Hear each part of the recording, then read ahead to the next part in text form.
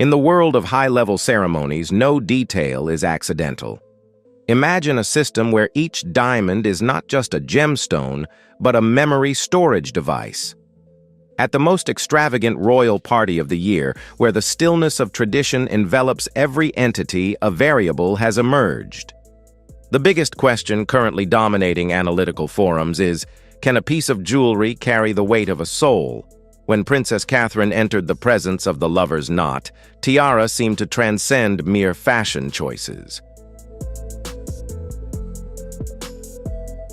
It was like an invisible wave frequency, suddenly activated, connecting reality with a past that many had perhaps hoped would remain dormant.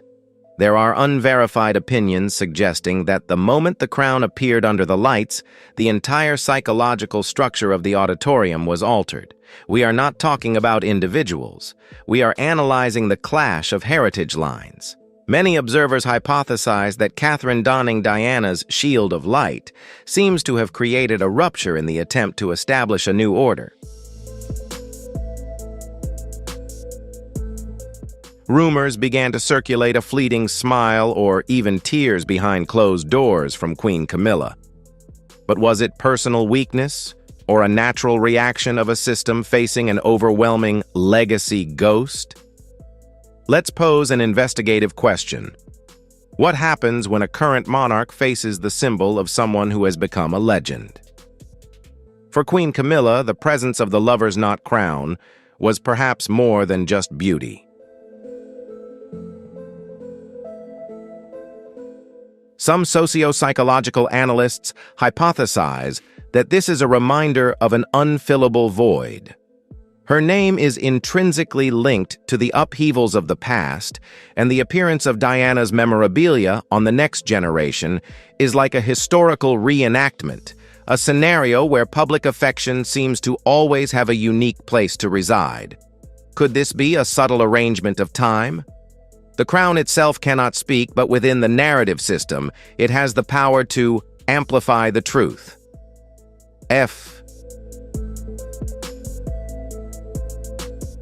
Catherine, with her grace and rising status, seems poised to inherit not just the jewelry, but the very energy Diana left behind. Meanwhile, a perplexing question arises. While an entity may wield the scepter administrative power, can they truly possess the spiritual legacy, something the system cannot automatically transfer to its successor? That night at Buckingham Palace was more than just a party. It was a display of political and emotional power. The crown did its job. It not only glittered, it reclassified positions in the hearts of the fans.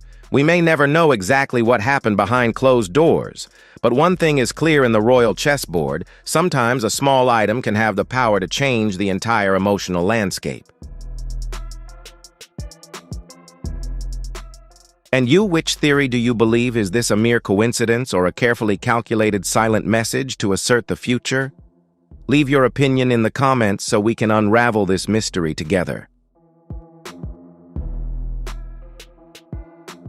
Within the realm of high-level rituals, it is hypothesized that when a treasure is bestowed, it ceases to be personal possession. It becomes a fusion of physical form and spiritual symbolism. For Queen Camilla, the moment she saw Catherine wearing that crown was perhaps more than just a ceremonial event. Many systemic observers believe it was a grim confirmation of an impenetrable space. Some things belong to administrative hierarchy, but others belong solely to spiritual connection. A major question arises: is this the final boundary that even the status of a queen cannot cross? Why, with the same piece of jewelry, is the effect so drastically different? Catherine is not just adorning herself with diamonds, she is activating a stream of memories. She seems to have found a perfectly compatible frequency with her late predecessor. When the crown appears, the public sees not just a modern figure, but a continuation of compassion and iconic style.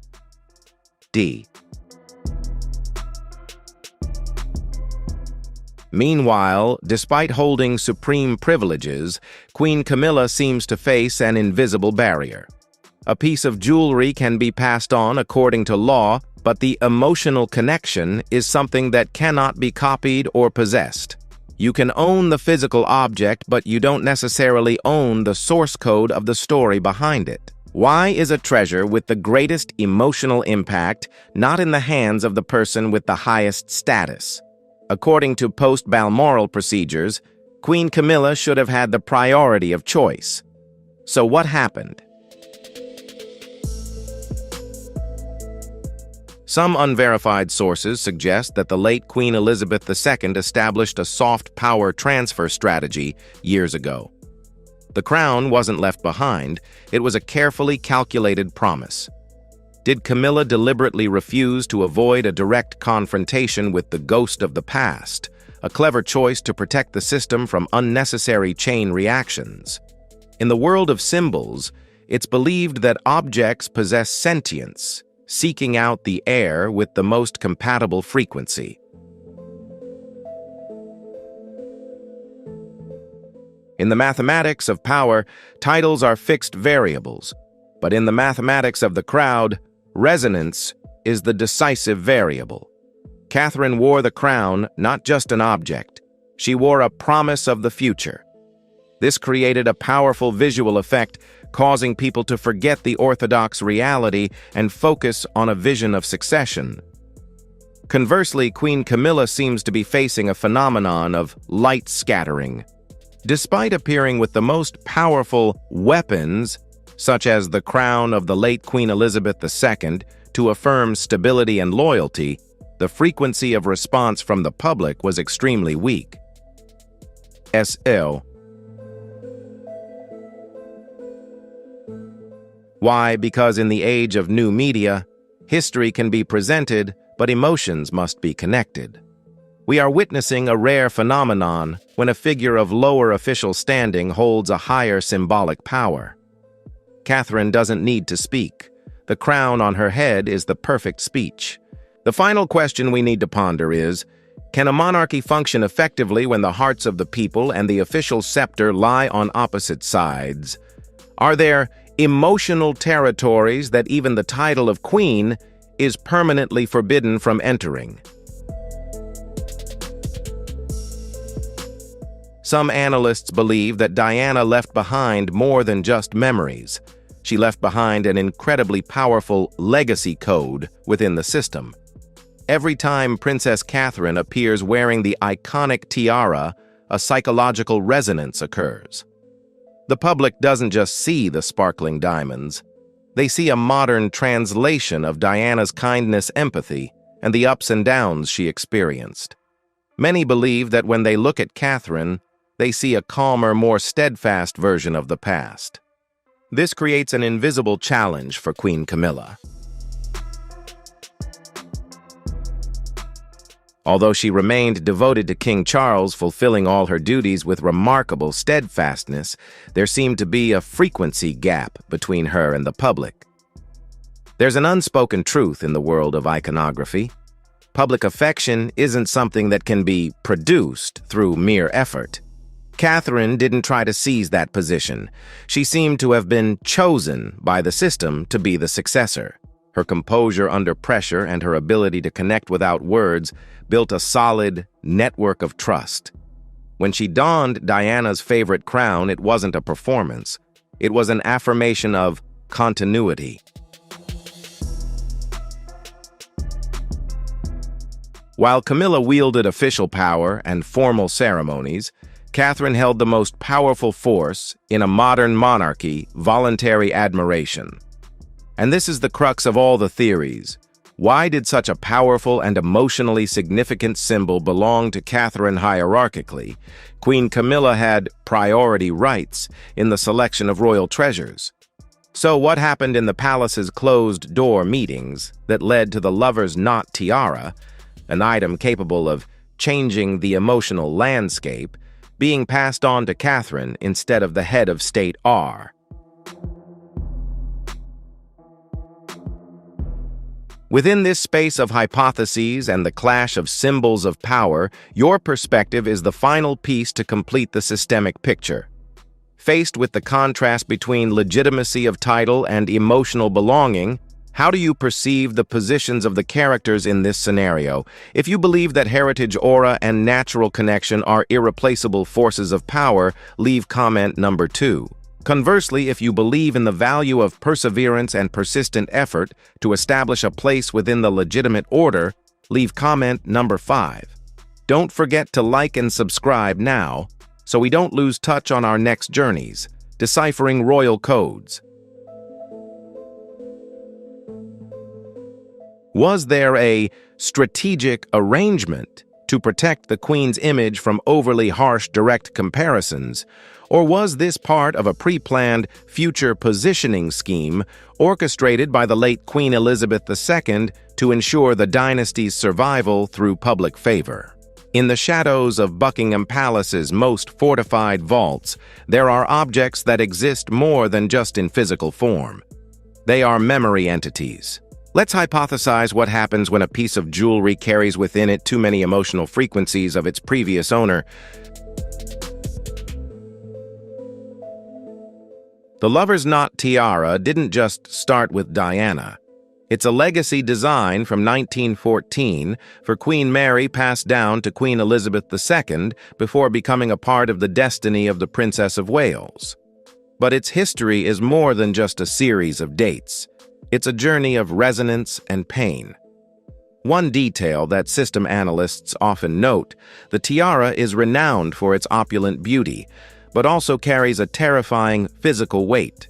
Many discerning observers suggest that the sheer weight of the pearls and diamonds on the tiara accurately reflects the pressure Diana endured within the royal system.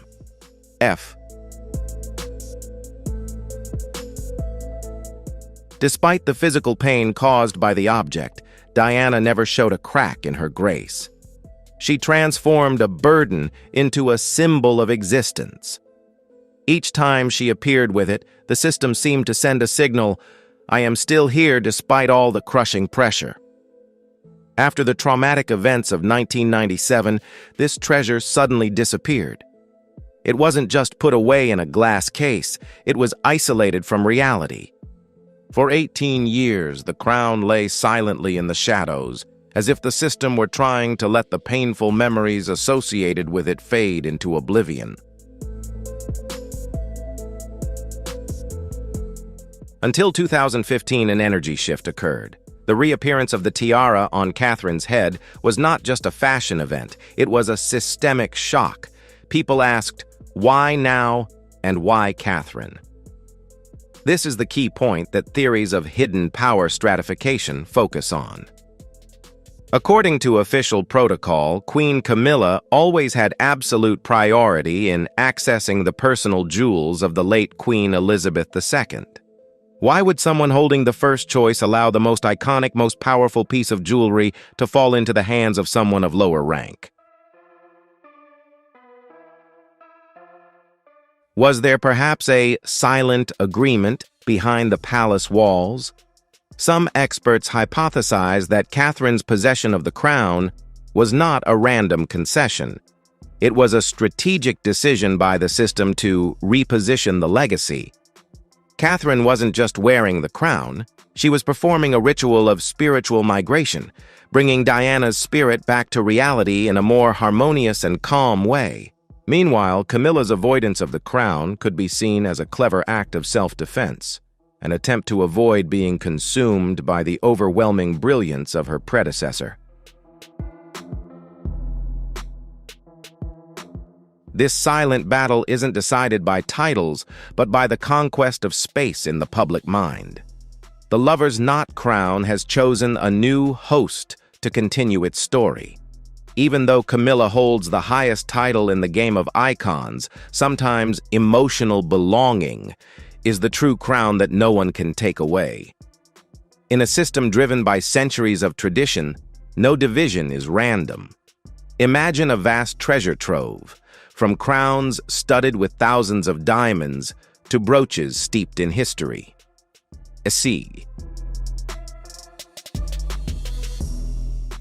According to the hierarchy of preferences theory, Queen Camilla, as the head of the female line, holds the power of first choice. But this is where an unexpected variable emerges. Why didn't the person holding the priority choose the item with the strongest media dominance? Potential unverified sources suggest this wasn't simply a concession, but the result of a long-programmed inheritance algorithm. Is there a secret behind why the lover's not crown fell to Catherine instead of Camilla? Many observers question whether the late Queen Elizabeth II left behind a secret instruction. Some analyses suggest that the late Queen may have seen in Catherine a perfect frequency compatibility with Diana's legacy. Giving the crown to Catherine was not merely a gift but a soft power weapon to protect the future of the monarchy. Another possibility is, did King Charles III make a balancing act?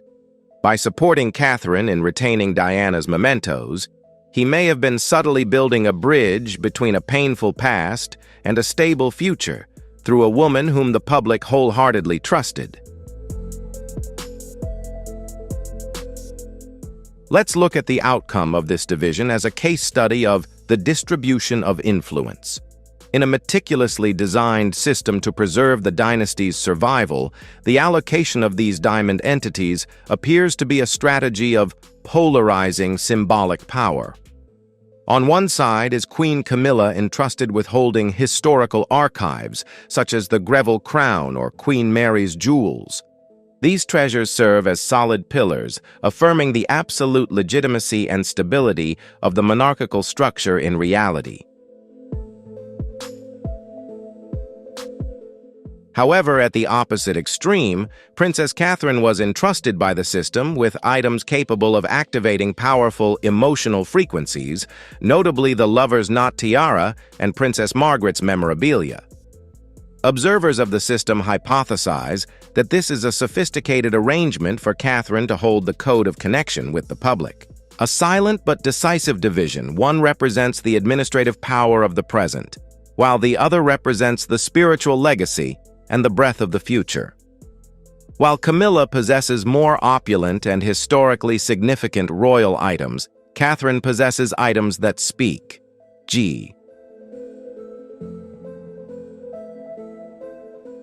As an unwritten rule among observers, in the royal world, the most valuable item isn't measured by the number of carats of diamonds, but by the weight of the story behind it. This division seems to have redrawn the map of influence within the palace. Camilla's retreat in this symbolic race may be a shrewd self-defense strategy, avoiding becoming the target of harsh comparisons. The final question remains open. Could it be that these small pieces of jewelry are shaping who truly holds the future of the monarchy in the hearts of the fans? In the royal power equation, time is often the measure of loyalty. Consider a hypothesis about patience. An entity has spent decades navigating storms of criticism, silently enduring to finally claim the legitimate crown. That is the journey of Queen Camilla. However, the system always contains unexpected variables. Many observers have noticed a strange phenomenon. When Camilla's moment of greatest glory arrives, another light emerges and gradually takes center stage. Is there a quiet heartache in realizing that you may possess the crown, but someone else possesses the fairy tale? While Camilla held the ceremonial rites, Catherine seemed to have inherited the entire emotional current that the public craved. The lover's knot crown, when worn by Catherine, was not merely a material inheritance. It was likened to a broadcasting device, sending a subtle yet powerful message into the palace. A family heirloom originally meant to celebrate beauty had become a sharp visual weapon, SEC. It created a disruption in the psychological structure of the system. For inside observers, this appearance was not merely a tribute to tradition. It was more like an implicit affirmation of who was truly leading the flow of Diana's legacy into the future. What made this event a seismic event in the press and on social media, it was its originality. The analysis showed that Catherine was not trying to mimic or copy Diana. Instead, she seemed to be continuing that frequency with astonishing naturalness. Her composure, demeanor, and bearing have reactivated the public's deepest memories of a people's princess. This is the boundary that Camilla's legitimate power can hardly cross. She may appear at the most important events adorned with the most priceless treasures, but there is an undeniable reality: this crown contains a spirit that the system allows only one heir to inherit. Now we are witnessing a rare phenomenon in the system of royal symbolism, the migration of a symbolic spirit. Catherine was not merely the inheritor of a physical object. She seemed to have mastered the frequency that the legacy emitted. This is a kind of energy that cannot be borrowed or exchanged through any administrative protocol. Public opinion has put forward a thought-provoking hypothesis. For Queen Camilla, is there some invisible barrier that renders even the most opulent royal treasures silent when placed alongside the emotional power of the past? No matter how many treasures she possesses, the ultimate goal of belonging in the public consciousness seems to remain a territory beyond her reach.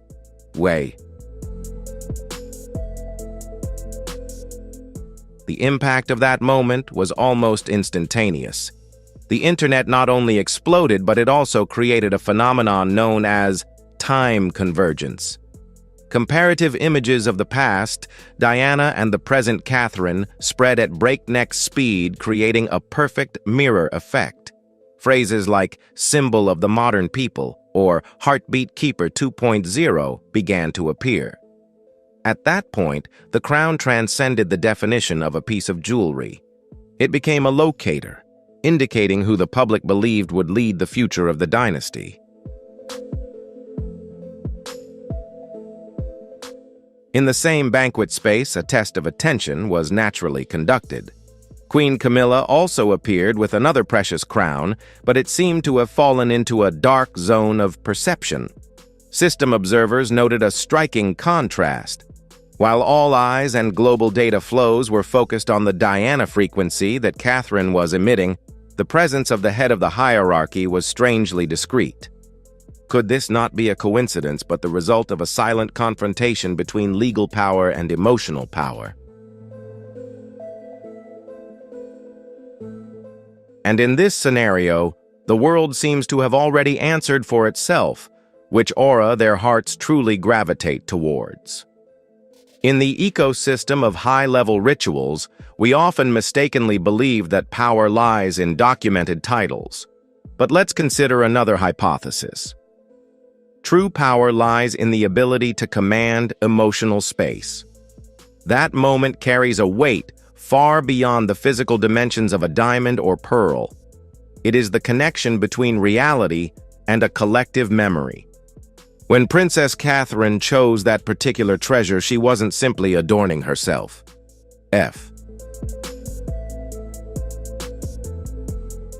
She is performing a ritual of synchronization with the heartbeats of millions, those who are still searching for a continuation of a legend that has never faded.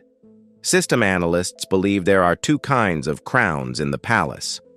One is worn by legal ceremony, and the other is worn by public recognition. For Queen Camilla, the presence of the crown on Catherine's head is perhaps a grim reminder of a gray area of memory she has strived to cover for years. Not all crowns glitter under the lights. There are crowns woven with empathy, compassion, and the scars of the past. Catherine's gesture inadvertently stirred up an old energy current, where the priorities of the people's hearts seem to always have a distinct destination regardless of official titles. A major question arises in our thought lab. Can this moment be reversed, or has it created a permanent rupture in the soft power structure of the monarchy? Unverified public opinion suggests this is not merely a coincidence. It is the culmination of a system of accumulated tension that began long before these crowns appeared on the front pages of newspapers. To decipher this long-standing divide, we need to peel back the layers of data about a chaotic relationship, a complex history built on expectations undercurrents of rivalry and the harsh rules of survival behind the velvet curtain. When we peel back the layers of this power structure, we encounter invisible variables capable of shifting the entire emotional landscape. G. First, there is the power of a legacy aura, where the characteristic frequencies of Diana's legacy seem to have been fully absorbed by Catherine, creating a significant visual overshadowing of existing mainstream realities. This resonance leads to the rise of emotional legitimacy, a voluntary and powerful choice on the part of the public which inadvertently makes official titles sometimes less significant in contemporary social discussions. Ultimately, all these elements are set against the backdrop of historical fissures, underlying contradictions that have existed since the past, transforming a piece of jewelry from an inanimate object into a psychological trigger, reigniting deep debates about the status and value of each entity within the flow of time. Tension is believed to have begun the moment Prince William introduced a new figure into the royal inner circle. Let's consider a hypothesis about the system's defense mechanism. Some unverified sources suggest that the anxiety stems not from the individual's personality, but from the structural origins of this person. In an environment built on strict lineage structures, the entry of an individual outside the traditional aristocracy into the center of power created a major upheaval. To observers, this was a case of cultural genetic incompatibility. To understand this tension, we need to analyze two entirely different operating models. Consider Queen Camilla's journey. It was fraught with pressure, harsh judgment, and persistent effort to gain acceptance from the system. Her position was not a gift, but the result of a decades-long struggle.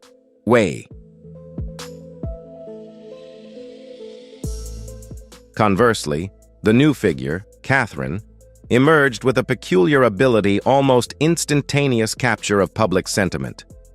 Was there a systemic injustice at play when one person sacrifices their entire life for recognition, while another receives overwhelming support overnight? It inevitably creates unavoidable flow pressures between the two entities. Would this difference in origin and path to power create a permanent rift in the structure of the modern monarchy? Or was this a necessary evolutionary process for the system to connect with the outside world? This isn't just the story of two women. It's a clash between the old value of steadfastness and the new value of spreading awareness. This information is for reference only based on unverified hypotheses and rumors/public opinions. Let's discuss this issue from an objective, analytical perspective. Will the rise of the new symbol permanently change the structure of the dynasty or merely ripples in the power struggle? Share your thoughts, press 1. If you want to delve deeper into these secrets, press 0. If you are skeptical about the layers of mystery, remember to like and subscribe so you don't miss the next journeys. Thank you for your support. See you again. Have you ever wondered what really happens behind those polished smiles on palace balconies when the camera flashes go out? Recently, royal observers and the online community have been buzzing about a hypothesis, a moment of profound impact, a moment that is said to have shaken the very foundations of tradition. It seems that months of silence have been broken, not with a dry press release, but with a voice carrying undercurrents of emotion. Numerous unverified sources suggest that a woman traditionally considered a symbol of composure, the Princess of Wales, has chosen an unprecedented path to protect the most fundamental values of motherhood. Is there a secret hidden behind these seemingly perfect royal portraits? Let's analyze the controversial data. Amidst the flow of public events, questions are beginning to arise about the absence of a little star in the family.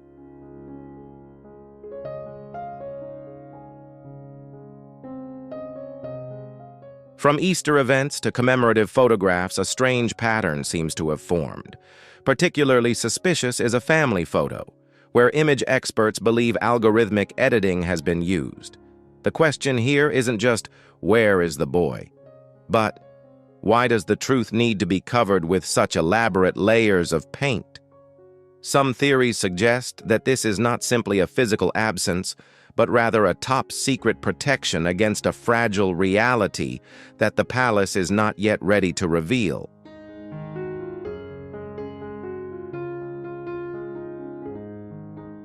If the rumors are true, then this could be a revolution in thinking within those gilded walls.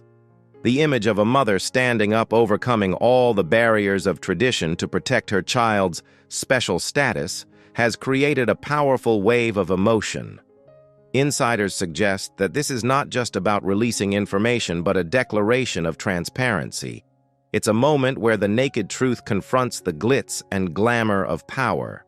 A crack has appeared in the system of information control, and the person who created it is none other than the most beloved figure.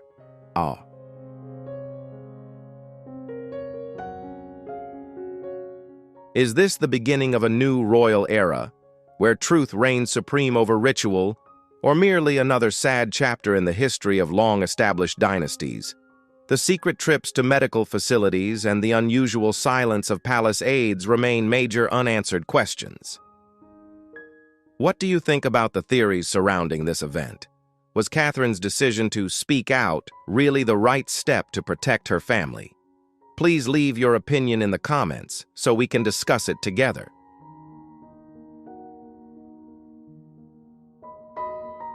The final straw, from the perspective of many observers, was the moment a solitary figure was captured, leaving the back entrance of a highly secure pediatric facility. Through the lenses of the paparazzi, a very different Catherine was seen, head bowed, withdrawn, and surrounded by unidentified steel machines. The palace chose to remain silent, but in the modern world, silence can sometimes be the most powerful form of communication.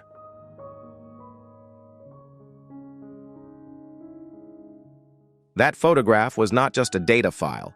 It was a symbol of simmering anxiety, a testament to the undercurrents that had begun to pound the foundations of steadfastness.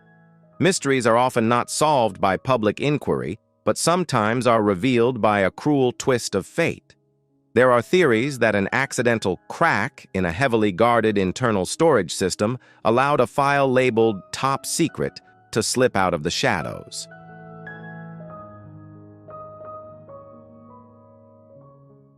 This appears to be less of a deliberate conspiracy and more of an administrative error, a momentary lapse in the vast machinery of operation. An internal memo containing identities and words of immense weight inadvertently fell into the mailbox of someone who should never have seen it. From there, an irreversible chain reaction began. This leaked document, if real, has opened a new lens through which to view the reality of the youngest prince.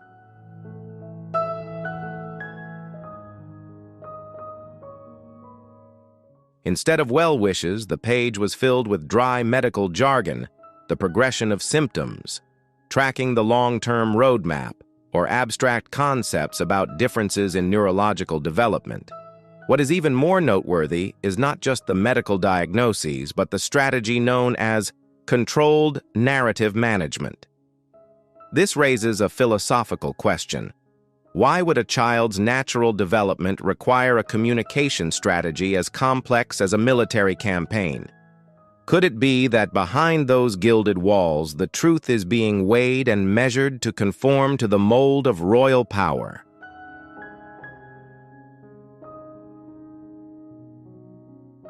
As soon as these pieces of the puzzle reached London's insiders, a real shockwave erupted behind closed doors. Telephone lines blazed and legal barriers were erected with lightning speed to stop the flow of information. But it seemed the dike of security had begun to crack beyond repair. An emergency meeting, a survival summit, was convened under the highest command. It wasn't just an effort to protect a medical record, but a battle to preserve the dignity and image of an institution against the pressure of the unvarnished truth.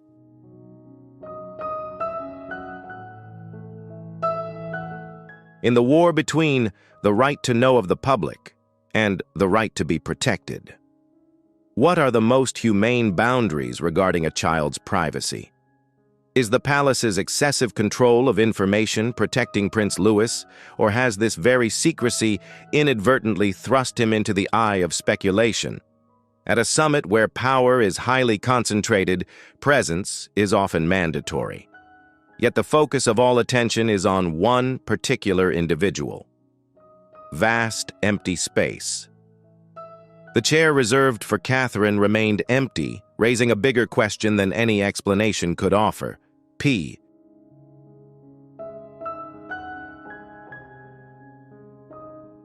Analysts have put forward a bold hypothesis. Is this a withdrawal to preserve emotions, or is it the silent strike? Defying a strict security system. Whispers in the hallways suggest that the woman who had always adhered to the rules may have known about the existence of the sensitive documents long ago, and her silence regarding the leak was her way of letting the truth find its way out. The recent leak has exposed an undeniable reality. The presence of the youngest prince is not simply an ordinary part of life, but seems to have become a part of it all. A tightly managed media project.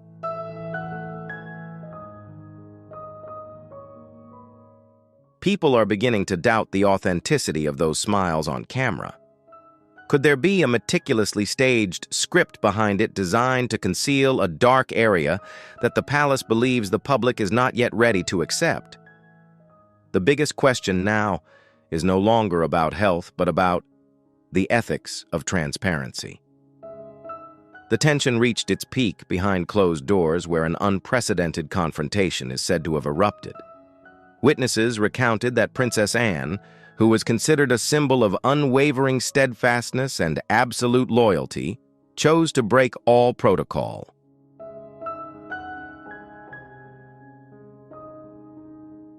In a moment when emotion overpowered reason, she confronted the head of the monarchy, not as a subject, but as an aunt seeking redress, the right to live authentically for her grandson.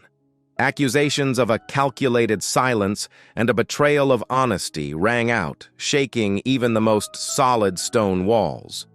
When the head of the monarchy offered arguments about preserving the image and state secrets, Anne posed a fateful question.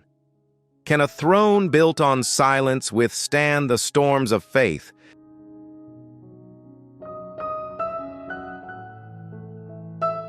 The moment she left the meeting, marked by signs of emotion, was not merely an act of departure, but a clear polarization. It seemed that Catherine's most loyal confidant had chosen to side with her with the naked truth rather than the veils of deception. We often say, "The truth will set us free." But in the world of supreme power, is truth a gift or a fire that can consume everything? In her most solitary moments, it is believed that a powerful whisper became Catherine's last refuge.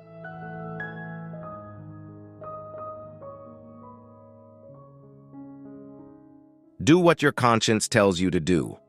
It wasn't just advice, but permission for her to step outside established norms. Many theories suggest that Catherine had prepared a final plan, an irreversible act, to protect what she held dearest. And at the heart of that event was a tangible yet powerful object, a handwritten letter hidden beneath layers of family mementos in a place even the closest could hardly reach.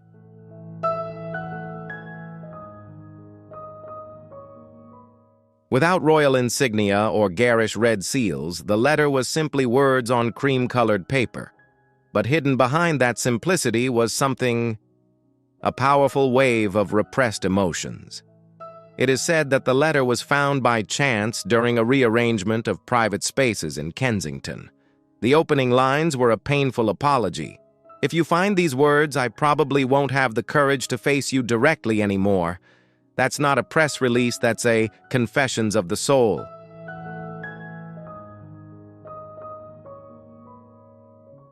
In those pages, Catherine is said to have poured out her heart about a parallel reality unknown to the world.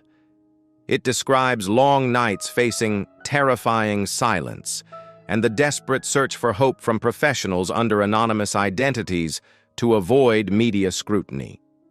Most painful of all are the descriptions of a child forcing a smile in front of the camera while inside a fragile reality was slowly crumbling.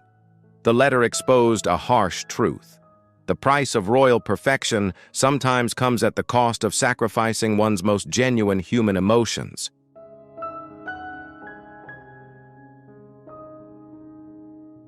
Catherine did not direct any reproach at William. On the contrary, she described him as a solid pillar upon which the entire system rested. However, she also bravely exposed the cracks in his soul. Behind his imposing public image, this man is said to have endured intense inner struggles immersed in the silence of the palace walls. This is a deeply humane and insightful observation, showing that even those at the pinnacle of power are merely ordinary human beings in the face of family pain.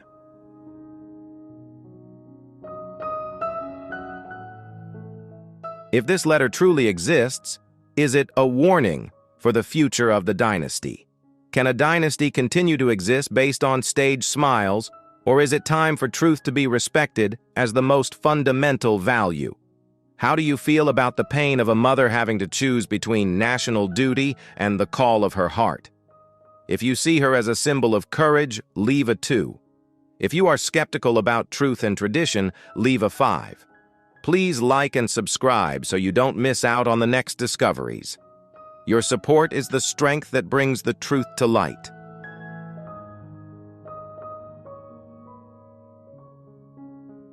Catherine used her final strokes to paint a completely different portrait of her husband. Not a powerful prince, but a father with trembling hands, sleepless nights, and quiet moments by his son's bedside as night fell. It was a silent presence, a desperate attempt to rediscover a glimmer of family warmth amidst a cold royal court. Those who have read the letter cannot help but feel sorrow at the weight of these words. The boy was slowly fading into the shadows, yet they still demanded that he smile.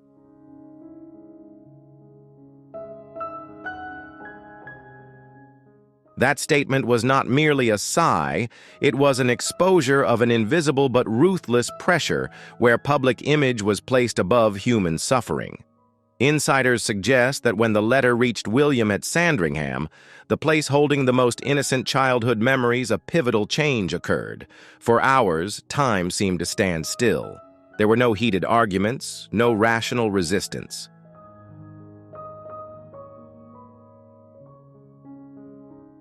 As William emerged from the room, his face pale, he seemed to have made a tacit decision. He stopped struggling with Catherine's maternal instincts. He stepped back, allowing her to speak the truth. For the letter was not just a personal account, it was an emotional testament. The palace demanded ultimate transparency. However, while the palace was still striving to maintain its impeccable facade, an unexpected act from a controversial figure turned everything upside down. After years of estrangement and seemingly irreparable rifts, a brief but powerful message arrived from the other side of the world. You.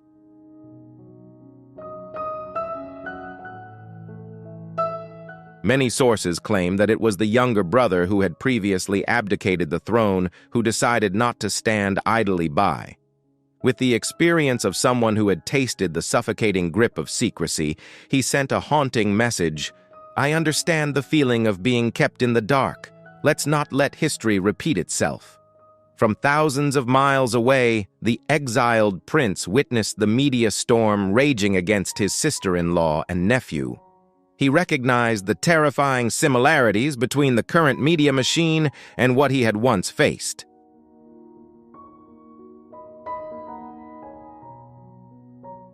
This time, he didn't choose the palace's official diplomatic channels. He opted for a more direct approach, breaking traditional rules to create a seismic shockwave. This intervention not only shook the crown, but also forced those in power to confront a question: is the silence meant to protect the dynasty, or is it actually destroying the people within it?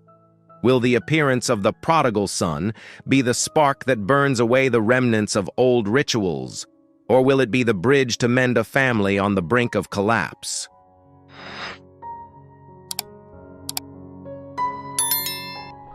As alliances shift and truth begins to leak through the cracks of the throne, who will truly hold Louis's future in their hands?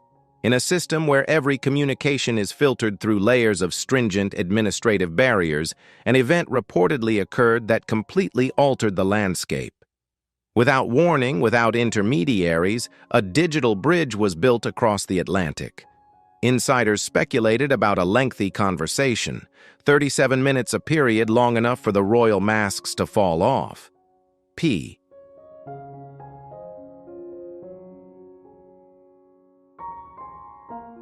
It wasn't a call between a prince and a princess, but a connection between two people who had once been plagued by the same thing, silence, in the name of loyalty.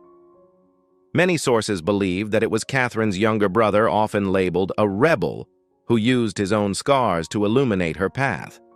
He shared his feelings of being marginalized and the price of turning silence into a kind of religion for survival. The core message being conveyed is deeply thought-provoking. The world will never understand pain unless you allow it to speak.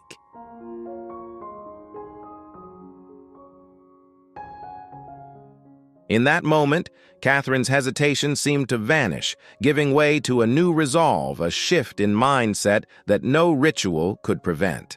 However, every act of changing reality comes with aftershocks. Thousands of miles away from London, this private conversation is said to have created a clash of viewpoints within Harry's own home. Psychological theories suggest that when old boundaries are broken, it inadvertently creates new anxieties about safety and personal principles.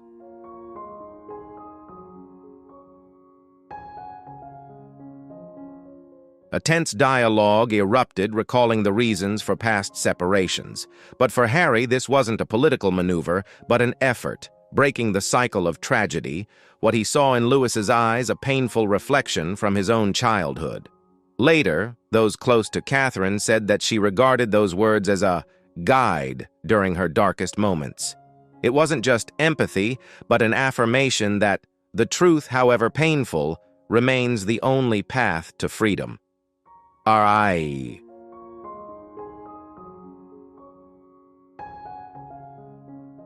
That 37-minute phone call became one of the most closely guarded secrets, yet its influence was evident in every subsequent step taken by the Princess of Wales. Could a call from the exiled truly be the key to unlocking the palace's prison of truth? And as old alliances crumbled to make way for new understandings, what would the monarchy face next? The pressure from the surrounding walls nearly forced Catherine to retreat.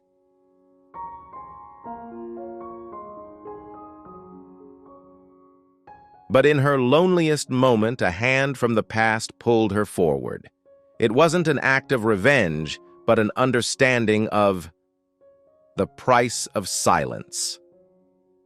The aftershocks of that call were so great that it shattered the ice between the two brothers already fractured by history.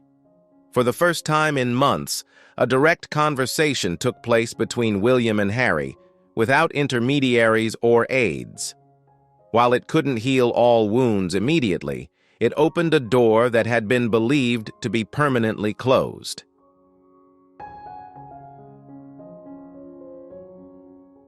As resistance within the palace grew, a survival move was made from the very center of power.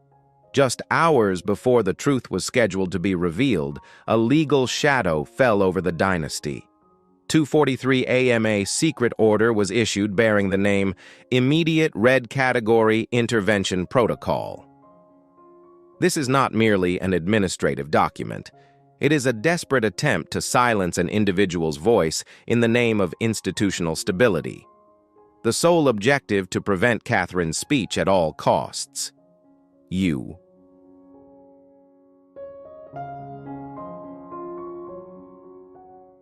To justify this action, the legal system employed a controversial tactic, doubting the other person's sanity.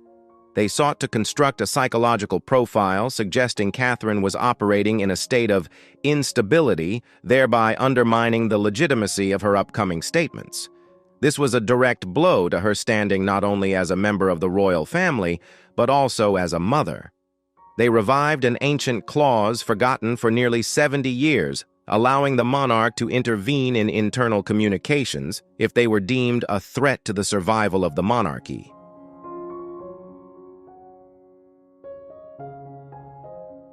The faded ink on outdated documents has been brought out to challenge the modern-day yearning for transparency. The palace is staking its reputation on a risky power game. They are not just fighting an individual, they are fighting against themselves, public conscience. Even the sharpest strategic minds in the palace began to waver.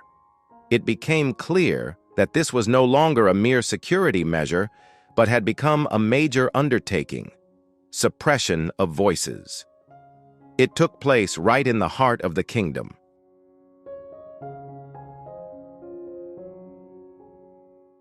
All the pressure now rested on William's shoulders. He was summoned for one final mission to stop his partner before the crack became irreparable. However, after navigating through the fog of truth, William delivered a chilling response enough to freeze the hopes of the conservatives. If an institution must collapse because of the truth, then perhaps it deserves it.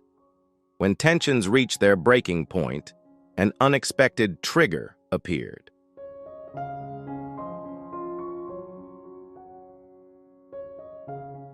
An aide in a moment of awakening to conscience decided to bring the gagging protocol to light. In the blink of an eye, the world witnessed an unprecedented virtual parade. Hashtag let Catherine speak up. It became a global wave breaking down all media barriers. From social activists to ordinary citizens, everyone formed a public opinion siege, forcing the palace to confront the truth.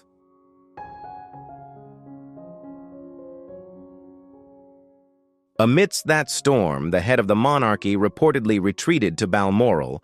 Was it a retreat for reflection or an acknowledgement that control of the narrative had completely slipped from his grasp?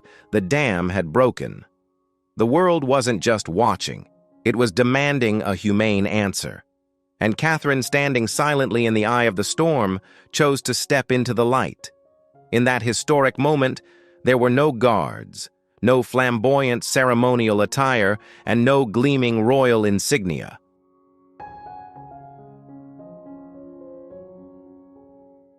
In front of the camera stood only one woman, a mother preparing to speak from the beat of her heart, not from a prepared script. It wasn't the Princess of Wales reading the announcement, but a naked Catherine, faced with the truth. Her voice trembling, but possessing the strength of a mountain, she confirmed what millions had feared. The youngest prince was facing a different neurorealities, a rare syndrome that has permanently altered the course of their family's lives.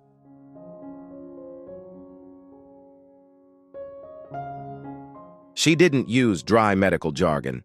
She spoke of sleepless nights, missed milestones in life, and silent prayers in the dark. But what broke the hearts of her listeners most was her confession about forced silence. She revealed details of meetings where a mother's tears flowed in the name of the stability of the monarchy. When the truth is finally spoken from the lips of someone who has kept it hidden for too long, will the crown still shine as brightly as before?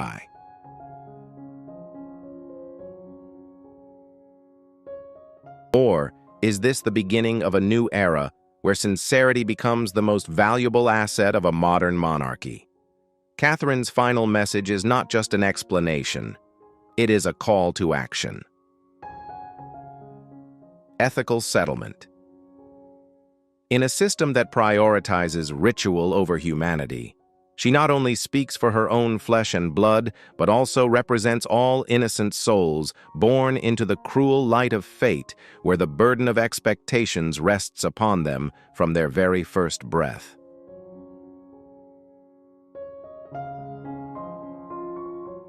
She demanded a radical change, making compassion the guiding principle instead of rigid rules. It was the moment the world realized that behind those impenetrable iron gates were not distant entities, but a mother willing to sacrifice all her titles to protect dignity for her child. Midway through the speech, one sentence resonated with millions, shattering the illusion of royal separation. "You are still my only joy, and I will never let you face the darkness alone."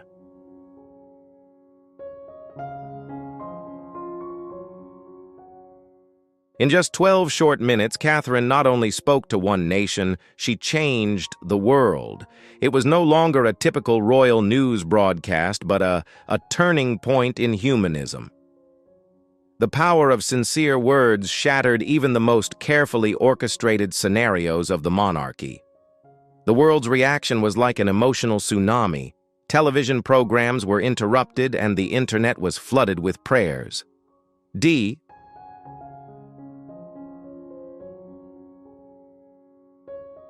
People wept, not only for a young prince they had never met, but for the courage of a mother who dared to stand up and tear apart the veil of secrecy.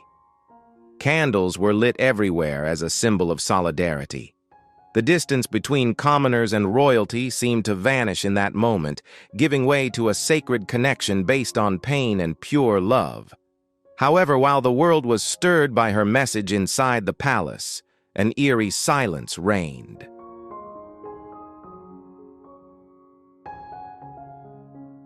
The gilded corridors now carry a heavy atmosphere of final confrontation. With the secret dam broken, how will the machinery of power react to salvage what remains? Or is this the beginning of the collapse of an old way of life? What unfolds behind those closed doors could completely redefine the future of the crown, a future whose truth has now become clear. It became an uncontrollable variable.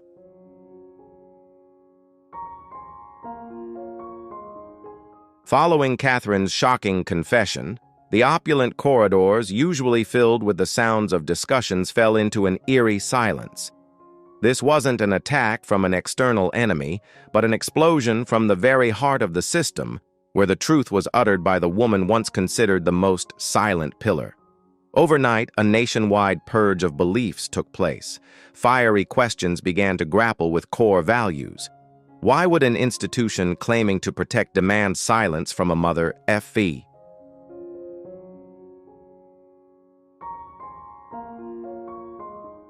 This rift was not limited to legal texts. It had seeped into the very core of loyalty which had long been taken for granted. Faced with the threat to his throne, the king made an unprecedented decision: retreat into the shadows of contemplation. The suspension of official duties was not merely for reflection, but also symbolic of the weight of truth that had caused the monarchy to falter. Meanwhile, William and Catherine chose a deliberate pause.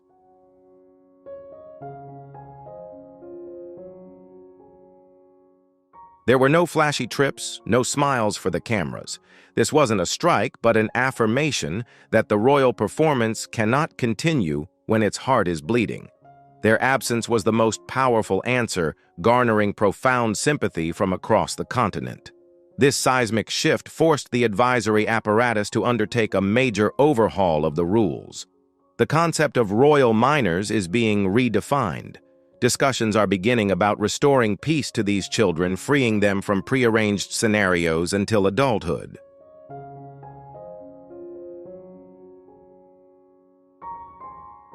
Scrutiny no longer stops at public opinion, but has surged into the halls of Parliament. Questions regarding transparency and financial resources are being raised with a resolve firmer than ever before. An institution once considered immune to investigation must now face the mirror of truth and the weight of accountability. Amidst the ruins of outdated rules, the image of Catherine emerges more radiant than ever. She is honored not for her title, but for her crown of courage.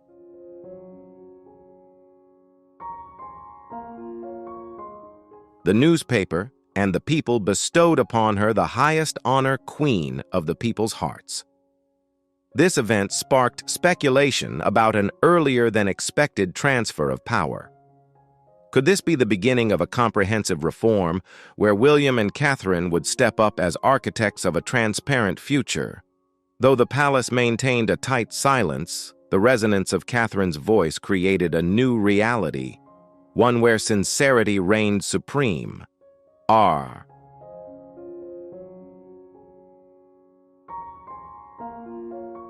This information is for reference only based on hypotheses and unverified public rumors or opinions. Let's discuss this through the lens of objective analysis. Truth does not always lie in what we see, but in what we feel. If you believe that a mother's compassion can shake the foundations of an entire dynasty, press 1. If you remain skeptical amidst the thickening mist, press 0.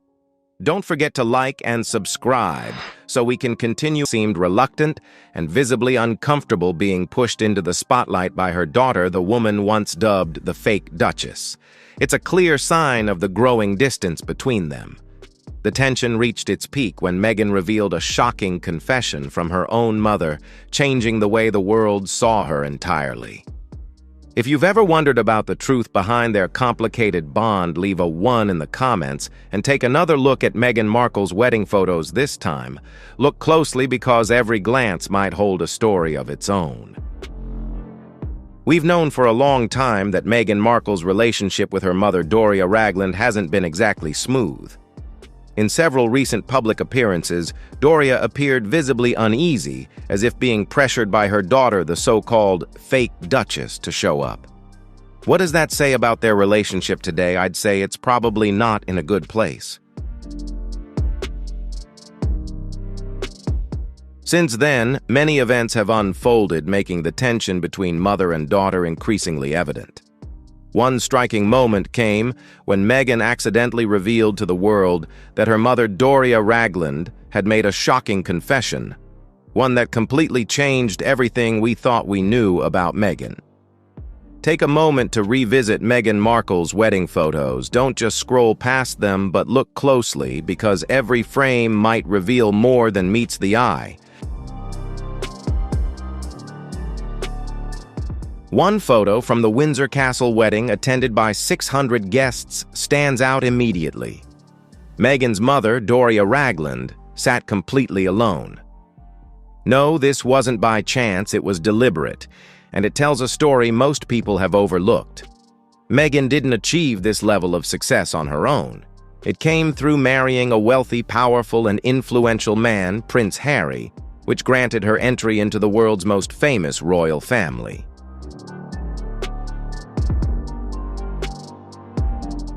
Picture the scene: the entire royal family seated on one side, mingling with Hollywood stars, while a single woman, Doria Ragland, quietly represented Meghan's family. Doria wasn't just a guest. She was the only member of the bride's family in attendance.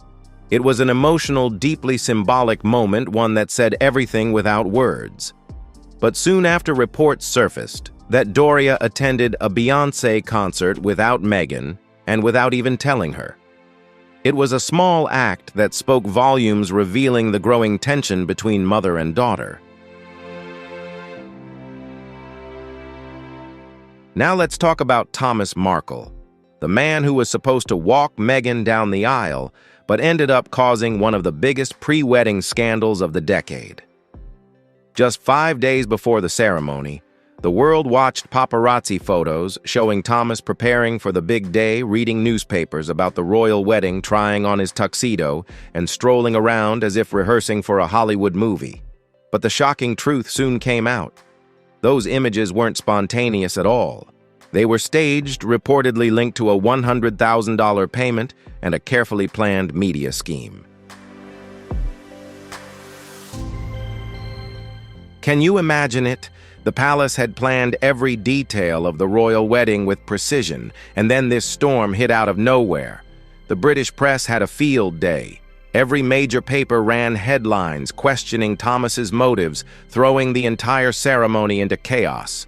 The palace was forced to act quickly, seating arrangements, roles, timing, everything had to be reconsidered.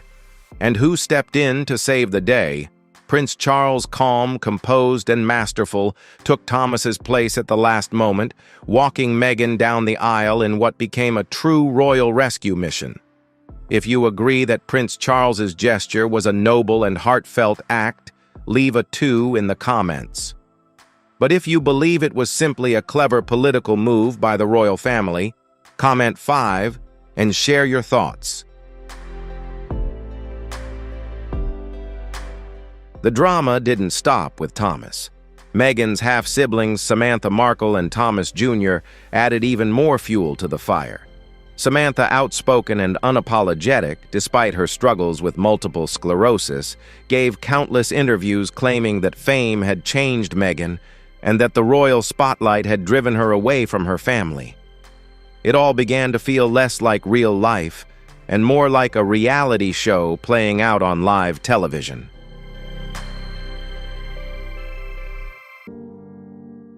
Thomas Jr. took things even further when he wrote an open letter directly to Prince Harry questioning whether Harry truly understood Meghan's family drama and warning him about the trouble that could unfold at the wedding. Imagine being Prince Harry reading that letter. It must have been infuriating. These public statements were no small matter. They forced the palace to address issues that were normally handled behind closed doors. For decades, royal weddings had been known for their flawless planning precision and carefully managed image. But suddenly, Meghan's family drama became international news, front-page headlines, viral debates on social media, and every word analyzed under a microscope. Amid all the turmoil, reports emerged that the tension between Meghan and her mother had reached a breaking point.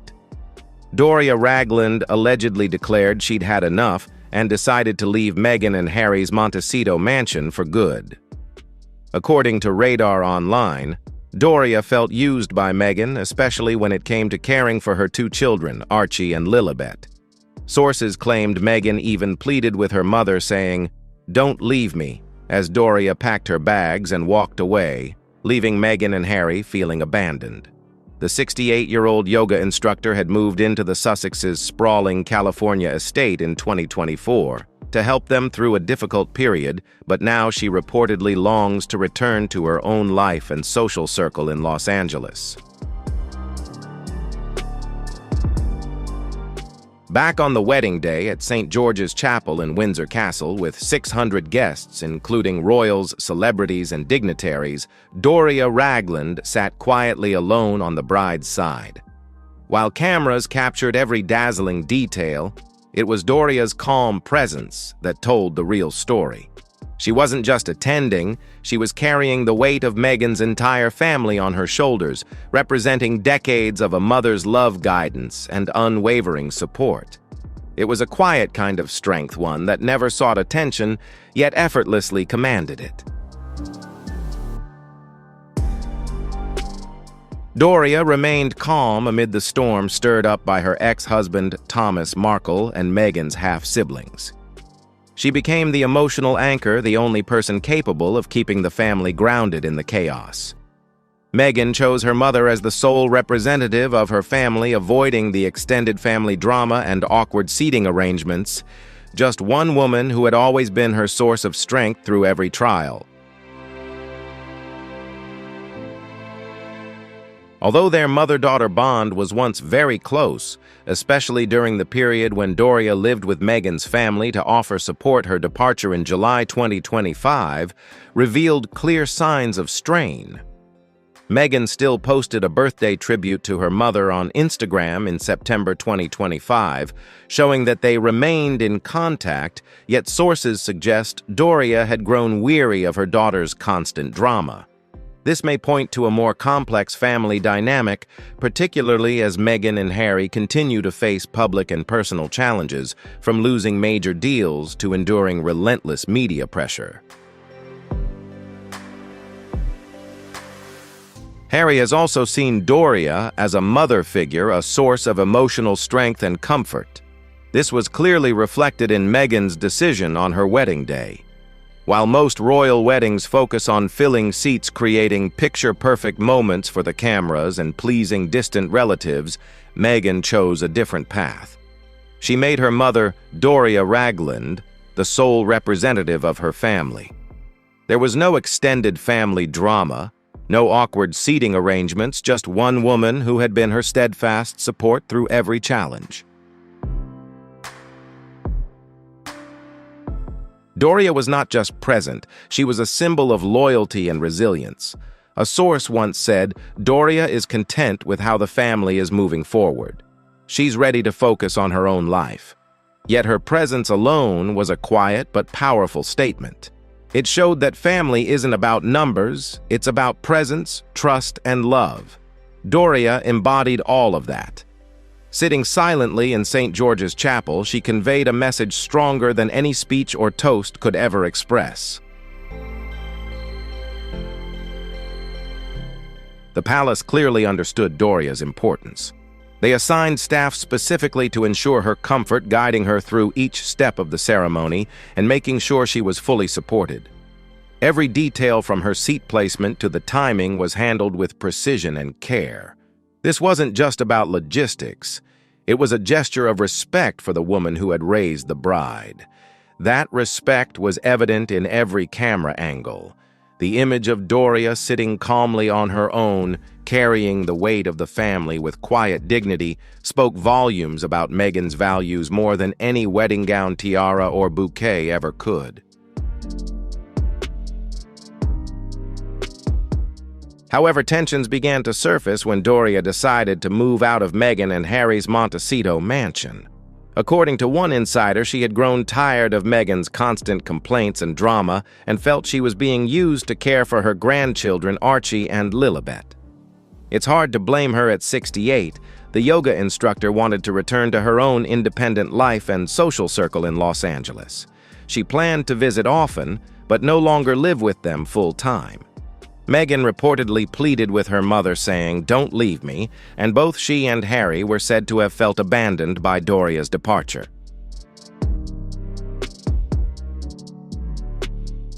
Doria had long been fiercely loyal to Meghan, even appearing in the couple's Netflix documentary as part of her daughter's story. However, she reportedly grew weary of Meghan's treatment of others and the constant stream of drama surrounding her. Known for her calm and grounded nature, Doria no longer wanted to endure the emotional toll. Some sources suggest that she once quietly encouraged Meghan to use the narrative of racism as a way to counter the media's criticism, but now she prefers to distance herself from the chaos entirely. Fast forward a few years, Meghan's journey to explore her ancestral roots drew widespread attention. A DNA test revealed she was 43% Nigerian, instantly sparking debate across social media. Fans, critics, and experts alike joined in discussions about race identity and public perception. Doria also contributed to the conversation when she commented on Meghan's heritage during an appearance on The Daily Show. What should have been a deeply personal moment to celebrate identity instead became a topic of public speculation. People began to question whether Meghan truly understood her DNA results and whether the database itself was accurate. What started as a family history exploration quickly turned into public drama. This journey was never just about science, it was deeply personal, tied to Meghan's sense of identity, belonging, and connection. Yet under the glare of public scrutiny, every word and gesture was magnified. It became the story of a woman trying to navigate the intersection of fame, family, and cultural expectation.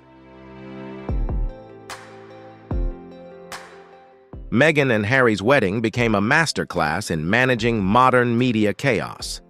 In the age of social networks, a single tweet, an Instagram story, or a YouTube clip can send a narrative spiraling beyond the palace's control. Unlike royal weddings of the past, where press releases shaped the story, Meghan's family drama spread instantly and uncontrollably. Palace staff were forced to respond in real time, constantly adjusting statements and addressing waves of speculation as the story evolved. They learned that the old approach, quietly smoothing things over and hoping nothing leaked, was no longer effective. Modern family dynamics demanded strategy, foresight, and realism. The palace began thoroughly vetting family situations before major events, anticipating social media reactions and managing expectations with a careful balance between tradition and modern reality. The unforgettable image of Doria Ragland sitting alone at St. George's Chapel may have appeared lonely at first glance, but on closer look it symbolized loyalty, resilience, and the true meaning of family. Doria wasn't just attending, she was Meghan's emotional anchor amid the storm of media and family turmoil. She represented Meghan's past, her struggles, and the enduring support system that shaped her strength and identity. Meghan's wedding reminded the world that even the most glamorous events are layered with complex human realities. Cultural tensions, media scrutiny, family drama, and personal identity all collided in a single historic moment. Through it all, Doria Ragland, with her calm presence and unwavering loyalty, became the quiet center of the story, proving that sometimes standing gracefully outside the chaos is the strongest position of all.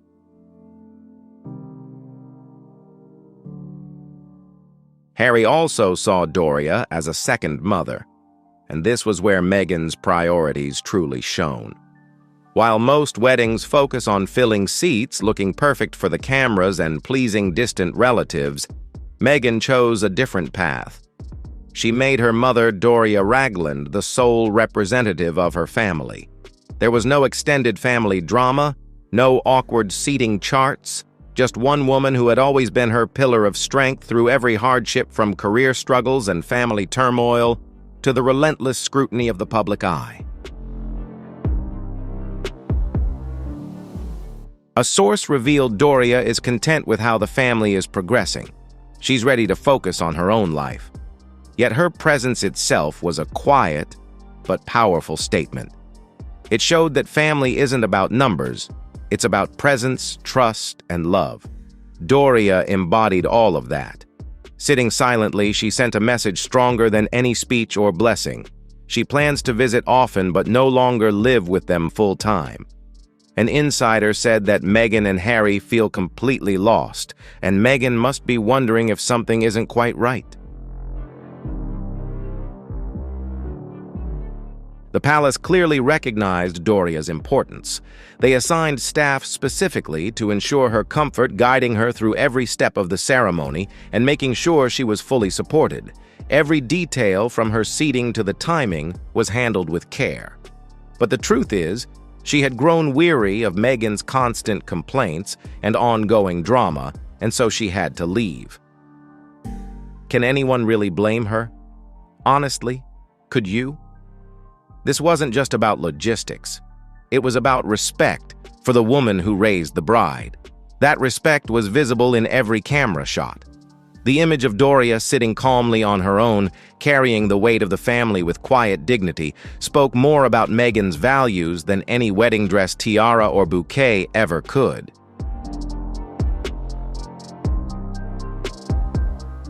Doria has always been fiercely loyal to Meghan. For a time, she even drank the Kool-Aid, becoming part of the narrative used in Meghan and Harry's Netflix documentary. Yet by choosing to prioritize her mother over appearances or royal expectations, Meghan showed the world that true family loyalty outweighs ceremonial perfection. And honestly, that choice has shaped how the public perceives her family and her life ever since. Doria has witnessed her daughter being exposed for lies, for how Meghan uses people and treats those around her. As a calm, yoga-loving woman, she has simply decided she doesn't want to endure it any longer. Meghan's ancestral roots sparked major attention when a DNA test revealed she was 43% Nigerian, a revelation that immediately ignited controversy across social media. Fans, critics, and experts alike jumped into heated debates about race identity and public perception. Doria added to the conversation when she commented on Meghan's heritage during The Daily Show. What should have been a deeply personal moment quickly turned into public speculation. People began questioning whether Meghan truly understood her DNA results, and even whether the databases themselves were accurate. In an instant, family history turned into public drama. This wasn't just a scientific matter, it was deeply personal, tied to identity, belonging, and connection. But under the relentless gaze of public scrutiny, every word and gesture became magnified. It evolved into a story about a woman navigating fame, family, and cultural expectations. Some observers argued that Doria may have unintentionally enabled Meghan's questionable behavior, especially her use of the racial narrative as a shield against media criticism. Meghan's family continues to serve as the backdrop for ongoing drama. The constant remarks from her half-siblings, Thomas Markle's past controversies, and Doria's steady presence all remind the world that Meghan's life is far from a perfect fairy tale. It's complicated, messy, and under constant scrutiny. Meghan has faced criticism for allegedly leaving much of the child care to her mother. And when Doria chose to take time for herself, like attending a concert, Meghan reportedly felt betrayed. The cultural clash between Meghan's open, outspoken American family and the British royal family's reserved, traditional ways created fireworks. Thomas Jr.'s open letters, Samantha's interviews, and Thomas Sr.'s staged photos all collided with the monarchy's expectations of privacy and dignity. The palace found itself managing not just a royal wedding, but a full-scale family drama playing out in public view. Royal staff had to handle more than protocol and tradition. They were managing a global audience armed with smartphones, cameras, and opinions ready to explode at any moment. Meghan has been accused of neglecting her children and leaving everything to her mother. But when Doria wanted to live her own life, Meghan reportedly couldn't accept it. The cultural divide didn't just affect wedding logistics, it shaped public perception. People watched the drama unfold in real time, comparing Meghan's background to centuries of royal expectations. Through it all, Doria, calm and resilient, became the quiet center of the storm. Yet even she has grown tired of Meghan's self-centered behavior and her refusal to accept that her mother deserves her own independence. In the age of social media, a single tweet, an Instagram story, or a YouTube clip can send a narrative spiraling out of the palace's control. Unlike previous royal weddings, where press releases shaped the story, Meghan's family drama spread instantly. Every detail, from absences and letters to interviews, went viral. The palace's communications team had to respond in real time, constantly updating statements and managing waves of speculation. The lesson from the wedding was clear. Family drama is public drama, and no plan can fully contain it in a hyper-connected world. The palace learned that the old approach, quietly smoothing things over, no longer works. They began vetting family backgrounds more carefully, anticipating social media reactions, and accepting that complete control of the narrative is impossible. Yet they also discovered the value of Doria's approach.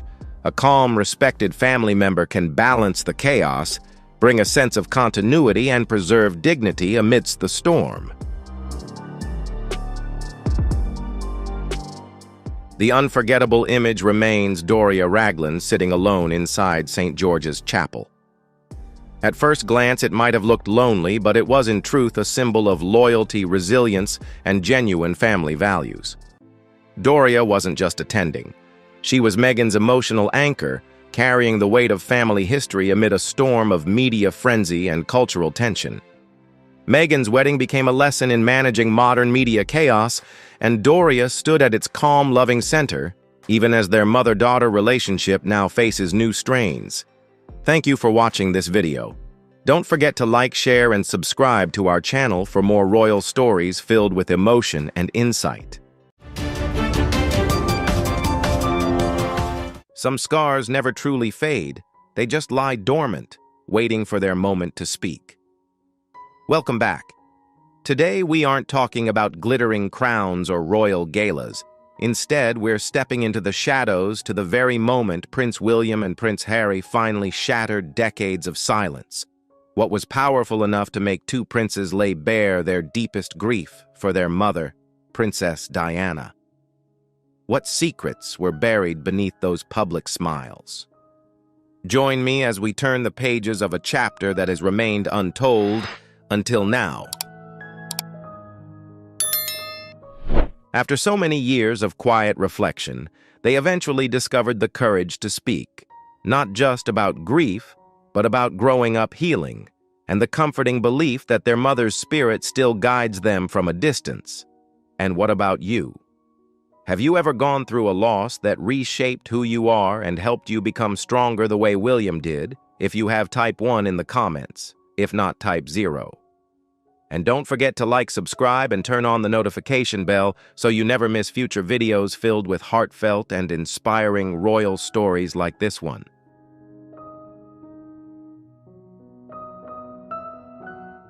William once came across a file he was never meant to read. Yet the moment he opened it, his perception of the events surrounding that historic night in 1997 shifted in ways he had never imagined. Inside were overlooked notes, an unpublished document, and a series of unusual details that appeared to link Princess Diana's quiet concerns with individuals she had long placed her confidence in.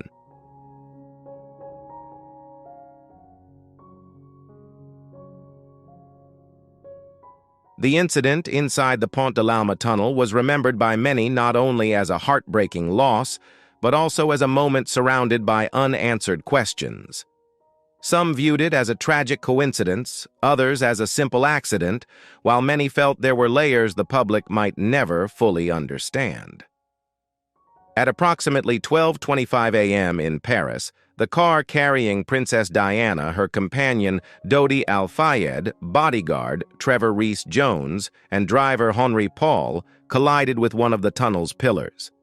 In a single instant, what had begun as an ordinary evening transformed into a sorrowful event that captured the attention of the entire world.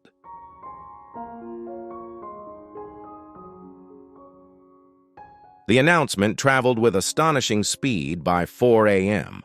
Leading television networks throughout Europe and North America were breaking into their scheduled broadcasts to deliver the news of Princess Diana's passing. Outside Kensington Palace, crowds of grieving admirers gathered without pause. In less than 10 days, the sea of tribute flowers had risen to nearly 5 feet high, turning the gates into a powerful symbol of collective remembrance.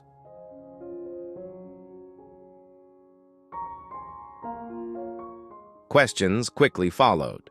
Why would Diana, known for being careful in public, have chosen not to fasten her seatbelt that night? Why were none of the tunnel's traffic cameras able to provide a clear record of the crash, and was driver Henri Paul truly impaired, as early reports suggested, when some observers later said he seemed composed? The official French investigation released in 1999 concluded that Henri Paul had a blood alcohol level significantly above the legal limit and had also been taking prescription medication, findings that shaped the final public understanding of the incident.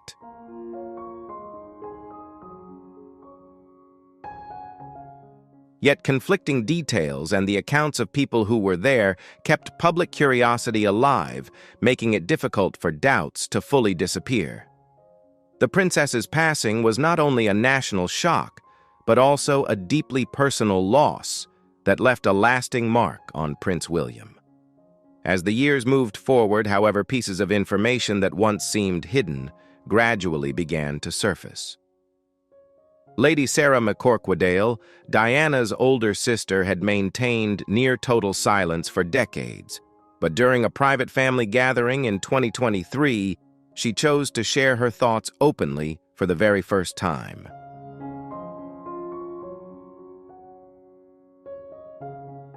She shared that she had once been the person who introduced Diana to Prince Charles, long before history placed their names side by side. In fact, She herself had briefly dated Charles in earlier years. A light-hearted comment Sarah reportedly made at the time, saying she would not marry Charles no matter his position, quietly brought their own relationship to an end, and without anyone realizing it, then opened the door to a union that would later become one of the most talked about and complex marriages of its era.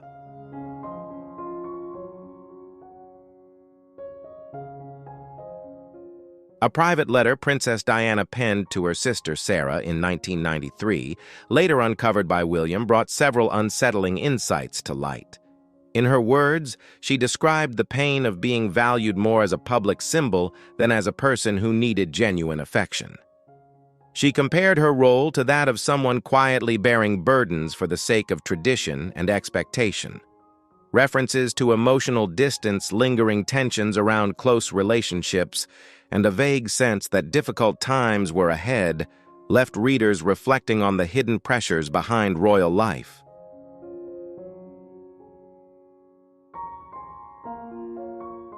Sarah safeguarded the letter for 3 decades, its existence unknown, until William reached out himself seeking clarity about the past. More than a quarter of a century after Princess Diana's passing, the unanswered questions still linger not only among the public, but within the lives of her 2 sons as well. Whatever the full truth may ultimately reveal, one certainty endures: the princess's legacy continues to resonate, shaping conversations and memories even today.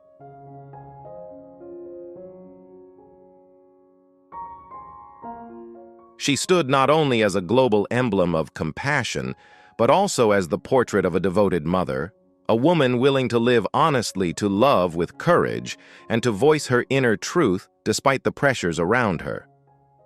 In a personal handwritten note to her sister, Sarah, Princess Diana reflected on emotional distance in her marriage, the complicated atmosphere surrounding Prince Charles, and the growing unease created by the constant attention around Camilla Parker Bowles. Sarah later acknowledged that she had not fully grasped the seriousness of those sentiments at the time, only understanding their weight in the years that followed a tragic turn of events.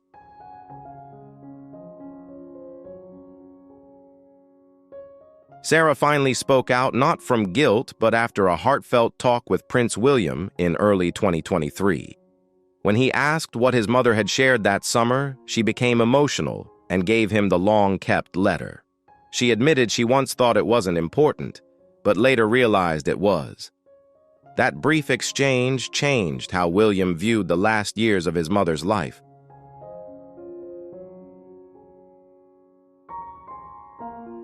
For the first time, Prince William no longer viewed it as a single tragic accident, but as the result of a long chain of painful circumstances. At the heart of it was the emotional strain that deeply affected Princess Diana. The story, he realized, was shaped less by places and more by private tensions, quiet phone calls, discreet encounters, and the constant public attention surrounding Camilla Parker Bowles that followed Diana throughout those years.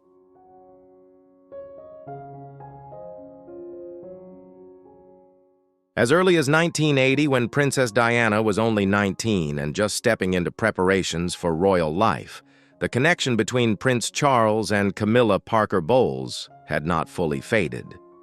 Unease quietly grew in Diana's heart when only weeks after the wedding she came across personal photos, handwritten notes, and a bracelet marked with the initials GF, a private nickname that hinted at a bond she had not expected to find.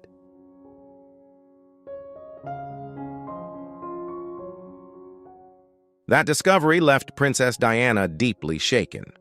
In later private reflections, she spoke about how her eating struggles began around that time as stress quietly affected both her health and confidence.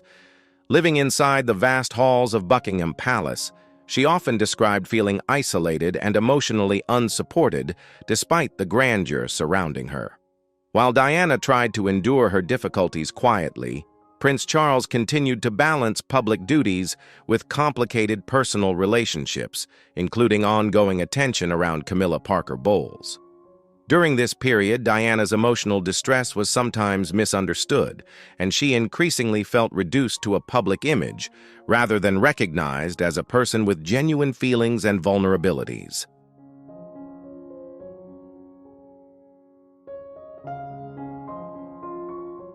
It wasn't until her 1995 televised interview that Diana finally voiced what many had only whispered for years, delivering a line that echoed around the world. There were 3 people in the marriage, and the weight of that admission shook long-standing traditions. To the public, she appeared graceful and unshaken, yet behind the polished smile, she was fighting a quiet emotional storm. She later explained that her personal choices were less about romance and more about reclaiming a sense of identity, a reminder that even those surrounded by fame can struggle deeply to feel seen and valued.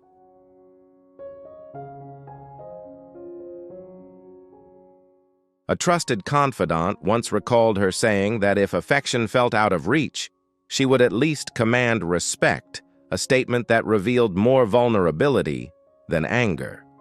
In 1994, when she stepped into the spotlight at the Serpentine Gallery wearing the sleek black dress that would later become legendary, the timing spoke volumes.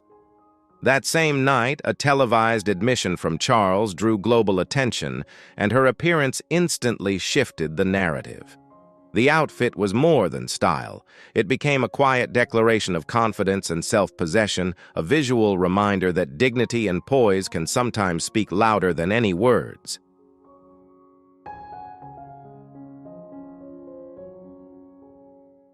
Even while projecting confidence before the world, Diana carried private heartache that few truly understood.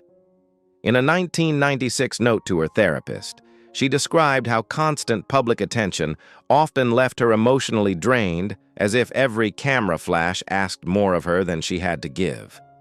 When she later crossed paths with Dodi Al-Fayed, it seemed less about romance and more about searching for peace and a brief refuge from relentless scrutiny.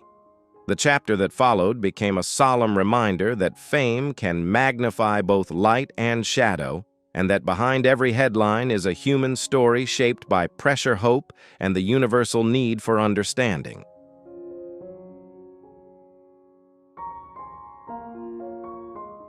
That evening came to symbolize more than a single moment of turmoil. Many later viewed it as the culmination of difficult decisions, missed cautions, and unresolved tensions that had been building for years. What followed was not only shock, but a lingering quiet that seemed to settle over public life and royal corridors alike. By early 1996, Diana had gradually stopped molding herself to expectations that no longer fit who she was becoming. Her marriage to Charles, formally concluded after Queen Elizabeth II, encouraged both sides to move toward separation in late 1995, and the legal process reached its final chapter in August 1996, marking not just an end, but the beginning of a new, uncertain independence.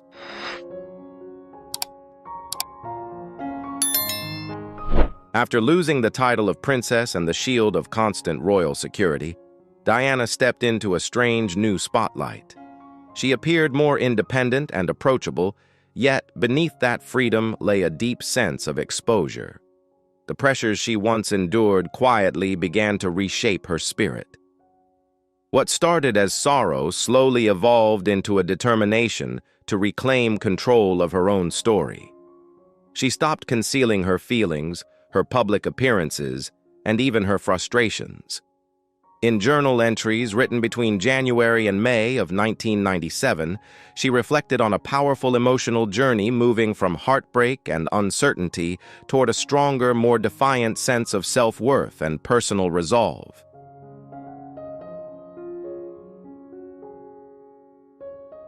She began to speak openly about her desire to step into the media spotlight, win worldwide sympathy, and reshape how the public viewed the royal institution.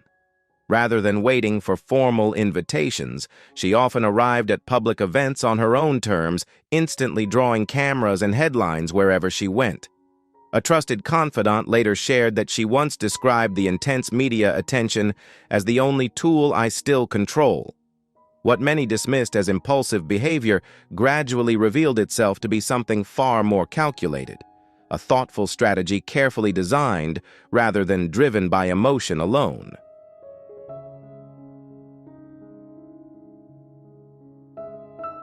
In June 1997, Diana organized a remarkable auction of 79 of her iconic gowns at Christie's in New York, raising more than $5.7 million for charities supporting people affected by AIDS and cancer.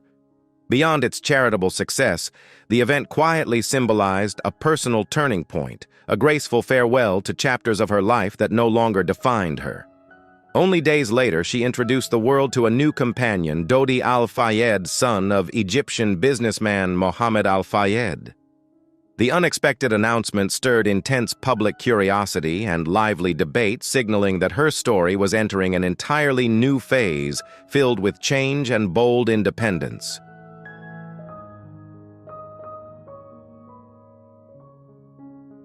Images of Diana and Dodi relaxing aboard a yacht on the French Riviera circulated across newspapers and television screens within hours, turning a private getaway into a global spectacle.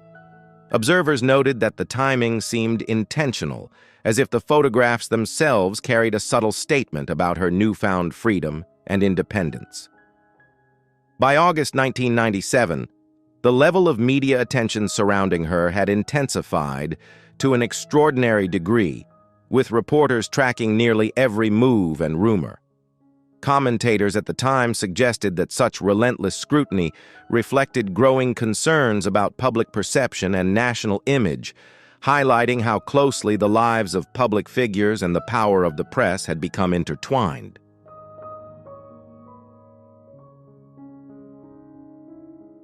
Some observers worried that Diana might choose a life far beyond Britain's borders, building a new future and making deeply personal decisions that would once again place her under the world's microscope. Aware of the constant attention surrounding her, she did not retreat from it. Instead, she met it with determination. In a private note dated late August, she expressed a simple but powerful resolve that her voice and her choices would remain her own no matter the pressure. This mindset marked a period of courage and self-assertion, showing a woman intent on shaping her own path rather than being defined by the expectations of others.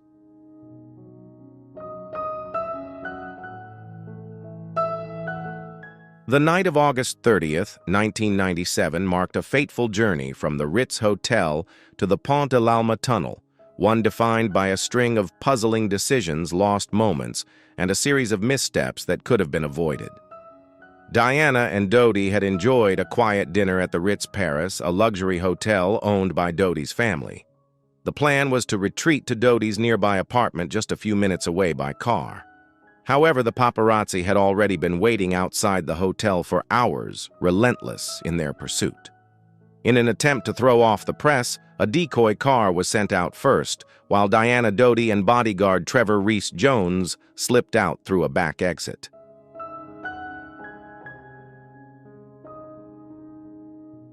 The car they chose for the ride was a 1990 Mercedes-Benz S280, driven by Henry Paul, the deputy head of security at the Ritz. According to hotel staff, Paul had indulged in 2 glasses of Ricard Pastis and at least 3 beers earlier that evening. Later tests revealed his blood alcohol level was over 1.75 grams per liter, more than 3 times the legal limit in France. Yet despite these concerning signs, Diana and Dodi trusted him behind the wheel. In a troubling twist, neither of them wore seatbelts, something unusual for Diana, who was typically known for her cautious approach to car safety.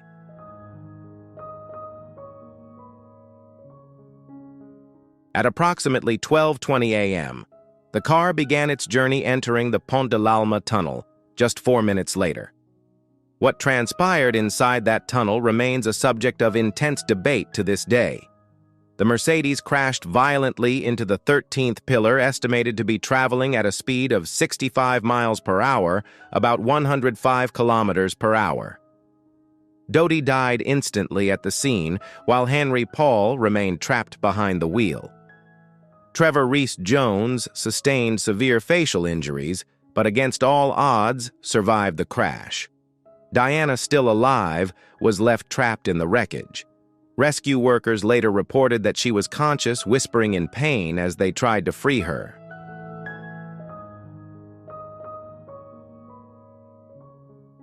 Diana was extracted from the wreckage at 1 a.m., but instead of being immediately rushed to the hospital, she was treated at the scene for a full 40 minutes, a decision that has sparked controversy and is believed by many to have cost her a real chance at survival.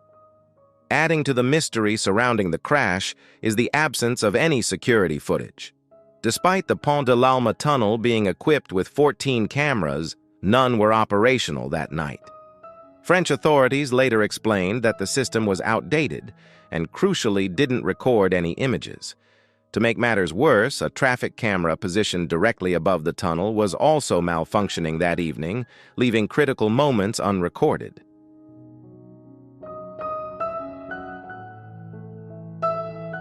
The absence of footage only deepened the suspicion surrounding the incident. In private notes, later found by her son William, Diana had written in June 1997, "If I die in a car accident, check the cameras. That will be where the answers lie." Yet those cameras, crucial to uncovering the truth, were not functioning, leaving the questions unanswered. As the media spun various theories, William steadfastly rejected their explanations. Almost 3 decades later, in a quiet, determined investigation, he uncovered many long-buried truths hidden within classified files, shedding new light on the events that have haunted his family for so long.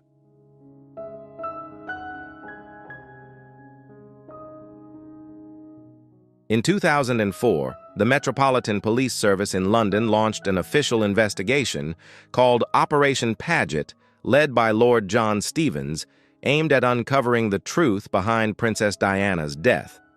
The investigation delved into over 175 allegations, interviewed more than 300 witnesses, and reviewed thousands of documents from both the UK and France.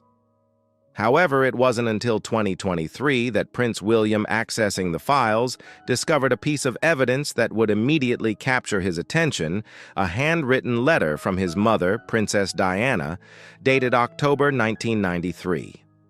The contents of that letter would prove to be a crucial part of the puzzle he was determined to solve.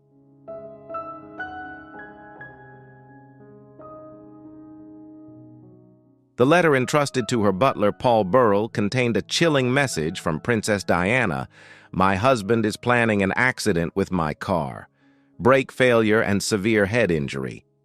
Diana believed that the motive behind this was to eliminate her and pave the way for Charles to marry the woman he loved, Camilla. At the time, many dismissed her words as the result of her deep fears and anxieties, but the details in the letter were unsettlingly specific and terrifying. In hindsight, those words now resonate with a haunting clarity.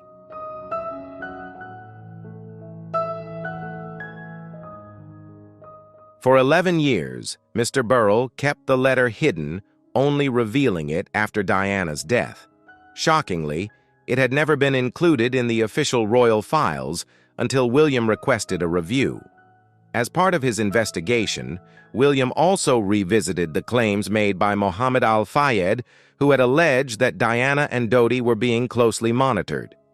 According to declassified documents, MI6 agents were active in Paris the night of the accident.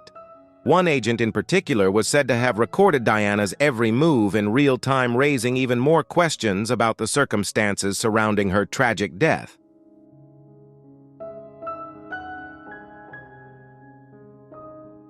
Even more shocking, many of these records were either deleted or blurred in the final public report access, to which William had to fight tirelessly to obtain. What do you think? Is this just a coincidence? Or is there something more being hidden? If you sense something suspicious at play, leave a 2 in the comments. If you believe it was simply a tragic accident, comment 5. And if you're as intrigued as we are in uncovering the truth, don't forget to like, subscribe, and hit the notification bell so you won't miss the next updates on this unfolding journey. This is purely for reference purposes, only based on hypotheses and unverified rumors/public opinion. Let's discuss it from an objective, analytical perspective. In a world of rigid rituals, composure is not merely a virtue, but a mask. The world sees in the successor a symbol of steadfastness, a man forged to bear the weight of an entire institution on his shoulders. But when the spotlight fades, when the laughter of children fades into sleep, only the grim confrontation with the ghosts of the past remains. There is an invisible boundary between duty and ego. By day, he is the future king with a perfect smile. But when night falls, he is just a son searching for the missing pieces of his mother's memories. The silence in Kensington Palace is not peace, but a peculiar kind of sound, the echo of things never allowed to be spoken. Imagine a secret drawer holding a time-worn wooden box. Inside, not treasure, but a tiny, fragile hospital bracelet, so delicate that a single strong breath could make it vanish. The inscriptions have faded, but in the mind of its keeper, they burn brightly like a confession.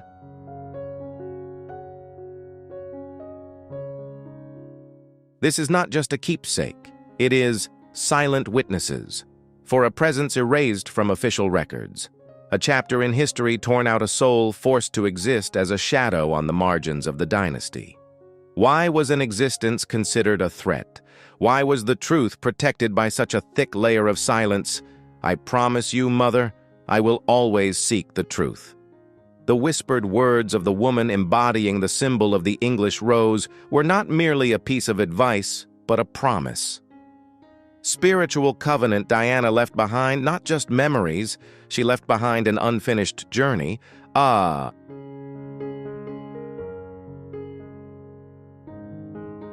late-night handwritten letters contained no dry political secrets, but rather the vibrational frequencies of pain and genuine longing. William wasn't just reading words, he was reading wounds. When his pen touched the white page in the darkness of night, that's when the flow of truth began to break through the dam of silence that had lasted for decades. You were never destined to be forgotten. That sentence was a liberation, a flash of lightning tearing through the fog that enveloped the royal family. When dawn painted the London sky pink, the letter was sealed.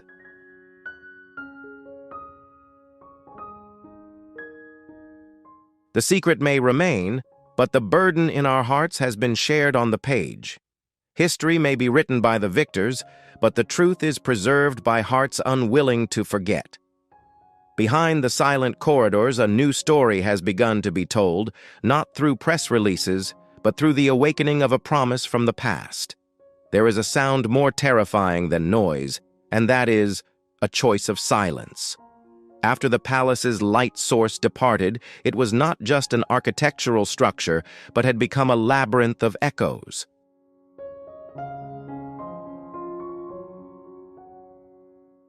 Every hallway, every hidden corner seemed to be whispering about something stripped away from the mainstream timeline.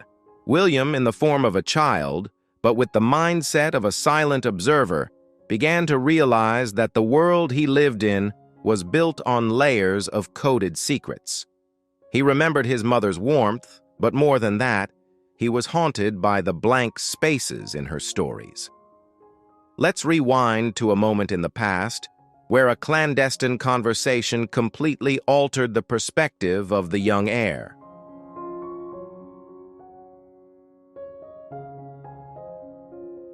In a secluded room where the light was barely enough to illuminate sadness, an unprecedented concept emerged: existence is obscured. They think I'll forget, but she's also a part of my flesh and blood. That statement wasn't just a confession, it was a crack on the perfect wall of the dynasty. In the language of the keepers of secrets, the phrase kid. Here it may not just be a flesh and blood character, but a symbol of all that is most authentic, which has been forced to disappear in order to preserve a common order. You see,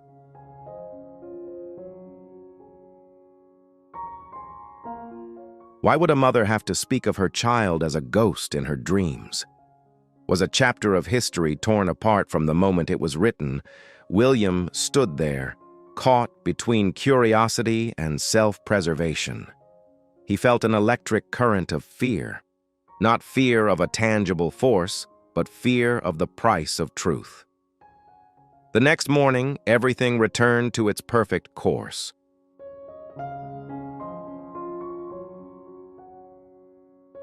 Pancake smiles questions about schoolwork.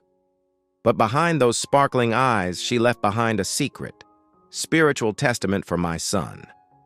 At this point, you're probably feeling just as emotional as William is.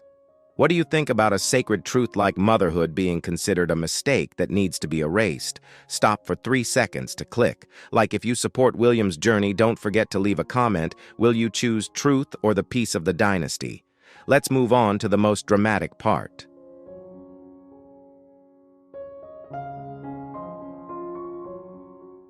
Instead of defending the throne, William chose to heal history through empathy. Amidst the meticulously planned schedules, he recognized the truth's white space, haunting the stormy eyes of a mother and unaddressed letters sent to a hidden reality. It's the intersection of a life dazzling under the flashing lights and a silent world of royal secrets. A clue emerges from an old book, a photograph of a tiny creature in pink with the inscription, "My darling child."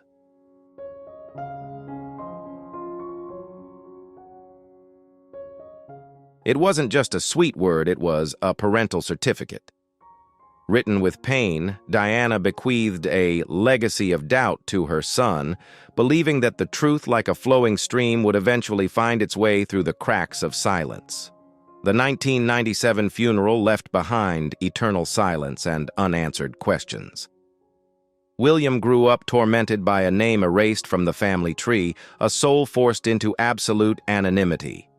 He realized his mother's grief was not just a broken marriage, but a deeper sorrow, systemic loss. J.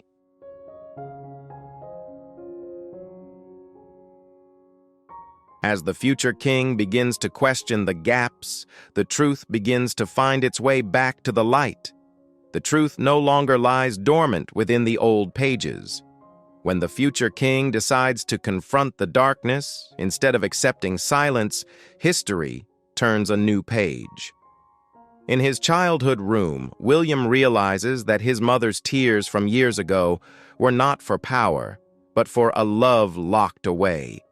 She chose silence, bearing the most cruel pain to protect a fragile life from the storm of the political system.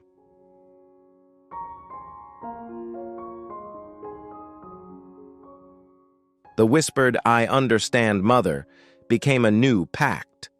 William would not only preserve the crown, but also rescue the buried truth to protect his mother's dignity. Meanwhile, at Anmer Hall, Kate inadvertently stumbled upon the code of the past. Amidst the scent of cedar and thyme, a wooden box engraved with the letter D appeared.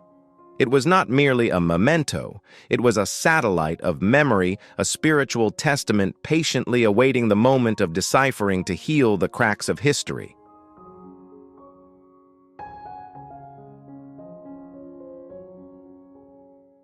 The wooden box is no longer an old object. It is a memory satellite, ending decades of silence. When Kate touched the broken lock, the hinge of history creaked, shattering the darkness to decipher a love once considered impossible. Diana's soft, slanted handwriting emerged an extraordinary inner strength hidden beneath a gentle exterior. Kate realized she wasn't just holding a book, but a treasure. Forgotten heartbeat of the entire dynasty.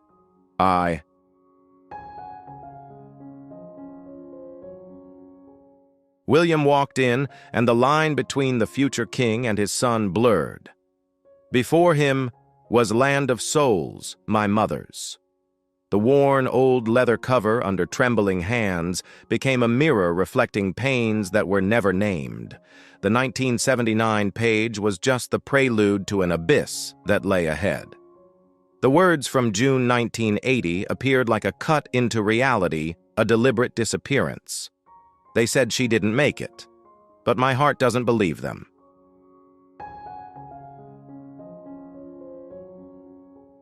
This is a mother's indictment against the rigidity of rule, a cry suppressed to preserve a facade of false perfection. Royal power has been established.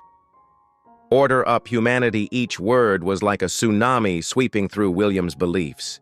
He realized that his sister was not an illusion, but a real person. Existence was wiped out. This is the command of the bloodline. The truth has finally found its way back.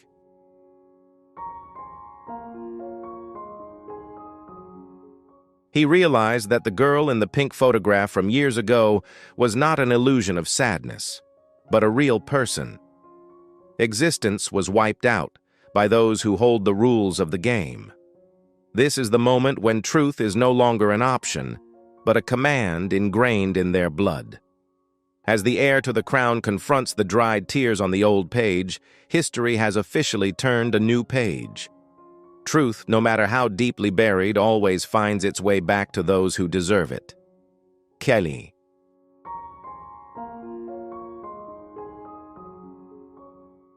In the quiet solitude of the attic, time seemed to stand still.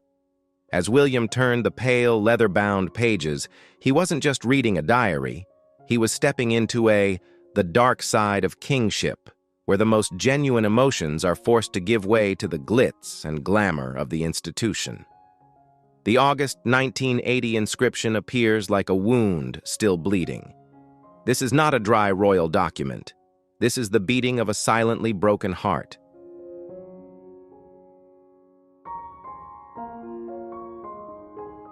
Diana, the woman of light, had to hide the abyss of the soul.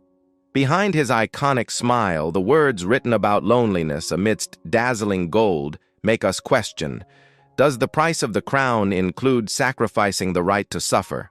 A shocking truth is revealed through the trembling handwriting, the existence of a blood match never been named before. I heard the first cries, and then silence. In the language of truth seekers, this is a historical question. It was haunting. They told her to forget about it, calling it a tragedy that needed to be sealed away to protect the stability of the monarchy.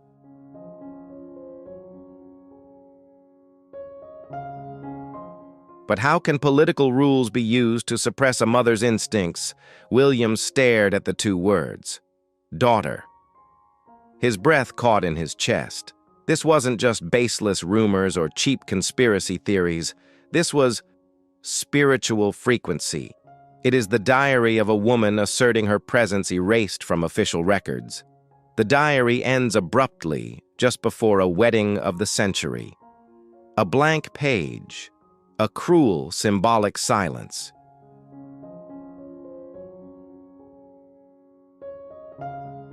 Was that the moment when individual voices were swallowed up by the machine of duty? William, a man who had always remained calm in the face of adversity, now found himself insignificant before the weight of truth. He realized that his mother's legacy was not just her title or her kindness, but also the journey of decoding. It was incredibly painful. Kate, with her profound empathy, became his strongest support as he faced this awakening. She understood that to heal the future, one had to confront wounds from the past that had never been allowed to heal. This changes everything.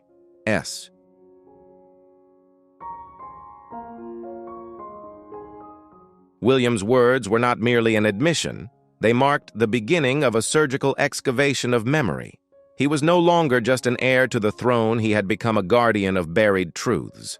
Truth, even when hidden behind thick stone walls or buried under layers of time, possesses a fierce vitality of its own. And when Diana's whispers finally found someone willing to listen, that was the moment justice began to take shape, not through legal decree, but through empathy and love.